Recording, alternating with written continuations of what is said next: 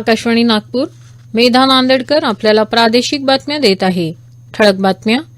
विकसित भारत संकल्प यात्रेअंतर्गत देशातील 203 ग्रामपंचायतींमध्ये 1232 आरोग्य शिबिरांचं आयोजन. 1,66,000 पेक्षा अधिक लोकांनी घेतला लाभ. अॅग्रोव्हिजन कार्यशाळा, राष्ट्रीय कृषी प्रदर्शन आणि परिसंवादाचं 24 ते 27 नोव्हेंबर दरम्यान नागपूरच्या पीडीकेव्ही ग्राउंड दाभा इथं आयोजन. नागपूर विभागातील राज्य शासकीय कर्मचाऱ्यांकरता इलेक्ट्रॉनिक पेन्शन पेमेंट ऑर्डर्स आणणार सुविधा. उद्यापासून या सुविधेला प्रारंभ. आणि मराठा कुणबी आणि कुणबी मराठा जात प्रमाणपत्र संबंधी न्यायमूर्ती संदीप शिंदे उद्या घेणार नागपूर विभागाचा आढावा.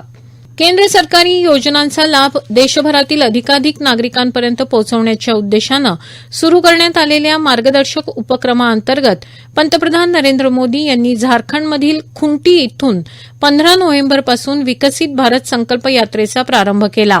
21 नोव्हेंबर रोजी उपलब्ध माहितीनुसार पहिल्या आठवड्यात देशभरातील 203 ग्रामपंचायतींमध्ये 1232 आरोग्य शिबिरांचं आयोजन करण्यात आलं आहे आणि 1,66,000 पेक्षा अधिक लोकांनी त्याचा लाभ घेतला आहे. जनतेला जलद सेवा देण्याच्या उद्देशानं टपाल विभाग, आरोग्य विभाग आणि यासारख्या इतर अनेक विभागांतर्फे विविध शिबिरांचं आयोजन केलं जात आहे. सरकारच्या महत्वाच्या योजनांची माहिती देऊन नागरिकांना सक्षम करण्याच्या दृष्टीनं सुरू केलेल्या या यात्रेचा उद्देश जनतेमध्ये जागृती निर्माण करणं आणि कल्याणकारी योजनांचे लाभ थेटपणे लोकांपर्यंत पोहोचवणं असं आहे. विदर्भात गडचिरोली इथं भारत विकास यात्रा आज अहेरी तालुक्यातील पेरमिली आणि मेडापल्ली, आरमोरी तालुक्यातील मोहझरी आणि सुकाळा, धानोरा तालुक्यातील पुस्टोला आणि कोंदावाही आणि गडचिरोली तालुक्यातील शिवणी आणि वाकडी इथं पोहोचली. नागरिकांनी यात्रा रथाचं स्वागत केल्यानंतर विविध स्टॉलच्या माध्यमातून नागरिकांना केंद्र सरकारच्या योजनांविषयी माहिती देण्यात आली. शिवाय काही प्रातिनिधिक स्वरूपात योजनांचा लाभही देण्यात आला. विकसित भारत संकल्प यात्रेअंतर्गत सुरू करण्यात आलेल्या ऑन स्पॉट म्हणजेच जागेवर थेट उपलब्ध असणाऱ्या सेवांचा भाग म्हणून ज्या ग्रामपंचायतींमध्ये आयईसी व्हॅन्सना थांबा दिला आहे तिथं आरोग्य शिबिरांचं आयोजन करण्यात येत आहे.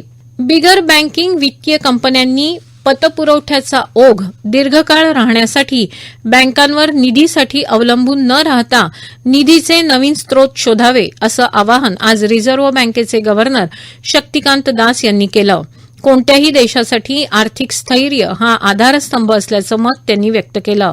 फिक्की आणि भारतीय बँकिंग संघटना यांनी मुंबईत आयोजित वार्षिक परिषदेत ते बोलत होते. नव्या जोखमींबरोबरच नव्या संधी आपल्यासमोर असून त्याचा लाभ उठवण्याची हीच योग्य वेळ असल्याचं म्हणाले. उत्तर काशीतल्या सिलक्यारा बोगद्यात अडकलेल्या 41 मजुरांची सुटका करण्यासाठी सुरू असलेल्या बचाव कार्याची पंतप्रधान नरेंद्र मोदी सातत्यानं माहिती घेत आहेत. त्यांनी 5 वेळा उत्तराखंडचे मुख्यमंत्री पुष्करसिंग धामी यांच्याशी दूरध्वनीवरून संपर्क साधून परिस्थितीची चौकशी केली. अडकलेल्या मजुरांना दिलं जाणारं भोजन, औषध आणि इतर वस्तूंचा पुरवठा आणि बचाव कार्याविषयी पंतप्रधानांनी माहिती दिल्याचं धामी यांनी सांगितलं. बचाव कार्य युद्ध पातळीवर सुरू असून कामगारांना लवकरात लवकर वाचवण्यासाठी सरकार सर्वतोपरी प्रयत्न करत असल्याचं राष्ट्रीय आपत्ती व्यवस्थापन प्राधिकरणाचे सदस्य लेफ्टनंट जनरल सईद अता हसनैन यांनी सांगितलं.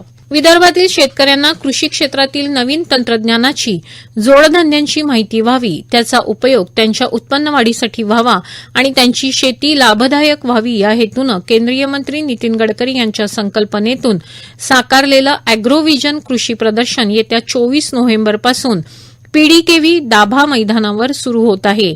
राष्ट्रीय कृषी प्रदर्शन, शेतकऱ्यांसाठी कार्यशाळा, एकदिवसीय परिषदा असं स्वरूप असणाऱ्या अॅग्रोव्हिजनची तयारी आता अंतिम टप्प्यात आली आहे. अॅग्रोव्हिजन राष्ट्रीय कृषी प्रदर्शनात सुमारे 425 स्टॉल असतील. शेतकऱ्यांसाठी बियाणे, खत, कृषीविषयक उपकरणं, आधुनिक कृषी उपकरणांची माहिती देणारे स्टॉल्स यामध्ये राहतील. याशिवाय गोवा, आसाम, अरुणाचल प्रदेश, उत्तर प्रदेश या राज्यांनीही आपला सहभाग प्रदर्शनात निश्चित केला आहे. यावर्षी अॅग्रोव्हिजन परिषदेमध्ये 31 विविध विषयांवर विस्तृत कार्यशाळा होणार आहेत. देशभरातील तज्ज्ञांचं मार्गदर्शन आणि यशस्वी शेतकऱ्यांच्या यशोगाथांपासून प्रेरणा घेण्याची संधी यातून शेतकऱ्यांना मिळेल. शेतकऱ्यांसाठी उपयुक्त अशा अनेक विषयांवर कार्यशाळा आयोजित करण्यात आल्या आहेत. कृषी क्षेत्रात ड्रोनचा उपयोग, फूल शेती, भाजीपाला, बियाणे उत्पादन, हळद आणि आलं लागवड आणि प्रक्रिया, बांबू लागवड, औषधी वनस्पती लागवड तंत्रज्ञान, कृषी रसायनांचा योग्य वापर, व्हर्टिकल फार्मिंग, रेशीम शेती, शेळी मेंढी पालन, मधमाशी पालन, सेंद्रिय शेती, विदर्भातील अॅग्रो टुरिझमच्या संधी, विदर्भातील कुक्कुटपालन उत्पादन संधी आणि आव्हानं अशा अनेक विषयांचा यात समावेश आहे. यावर्षी अॅग्रोव्हिजनमध्ये अन्न प्रक्रिया उद्योग, संधी आणि आव्हानं या विषयांवर 2 दिवसाच्या परिषदेचं आयोजन करण्यात आलं आहे. अॅग्रोव्हिजन कृषी प्रदर्शनाचा उद्घाटन कार्यक्रम 24 नोव्हेंबर रोजी सकाळी 10:30 वाजता सुरू होईल. अॅग्रोव्हिजनचे मुख्य प्रवर्तक आणि केंद्रीय मंत्री नितीन गडकरी यांच्या अध्यक्षतेतील उद्घाटन सोहळ्याला गुजरातचे राज्यपाल आचार्य देवव्रत उद्घाटक म्हणून उपस्थित राहतील. या प्रादेशिक बातम्या आपण आकाशवाणीच्या नागपूर केंद्रावरून ऐकत आहात. पेन्शनर्सला उत्तम सेवा प्रदान करण्याच्या लोकसेवा प्रयत्नाचा एक भाग म्हणून प्रधान महालेखापाल कार्यालयाद्वारे एक अत्यंत प्रभावी, पारदर्शक, सुरक्षित आणि वापरकर्त्यास अनुकूल असं माध्यम म्हणजे ईपीपीओ प्रधान महालेखापाल कार्यालयानं अंगीकारलं आहे. आता अशी प्राधिकार पत्र सर्व भागधारकांना त्याच दिवशी प्राप्त होतील ज्या दिवशी प्राधिकार पत्र अंतिम होतील आणि पेन्शनरला केव्हाही आणि कुठूनही सहज उपलब्ध होतील. एक पथदर्शी म्हणून 1 डिसेंबरपासून नागपूर जिल्ह्यातील सेवानिवृत्त शासकीय कर्मचाऱ्यांना ईपीपीओ पाठवले जातील. या पेन्शनर्सला अनुकूल अशा पुढाकाराचा प्रारंभ जया भगत, प्रधान महालेखापाल यांच्या हस्ते उद्या होणार आहे. राष्ट्रसंत तुकडोजी महाराज नागपूर विद्यापीठात संविधान दिनाचा कार्यक्रम छत्रपती शिवाजी महाराज प्रशासकीय परिसरातील दीक्षांत सभागृहात येत्या रविवारी 26 नोव्हेंबर रोजी सकाळी 11 वाजता आयोजित करण्यात आला आहे. कार्यक्रमाच्या अध्यक्षस्थानी कुलगुरू डॉ. सुभाष चौधरी राहणार असून प्रमुख अतिथी म्हणून डॉ. गौतम कांबळे आणि कुलगुरू डॉ. संजय दुधे यांची उपस्थिती राहणार आहे.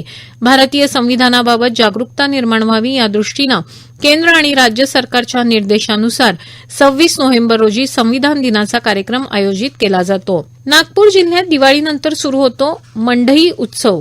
गावागावात मंडई उत्सव साजरा करण्यात येत असतो.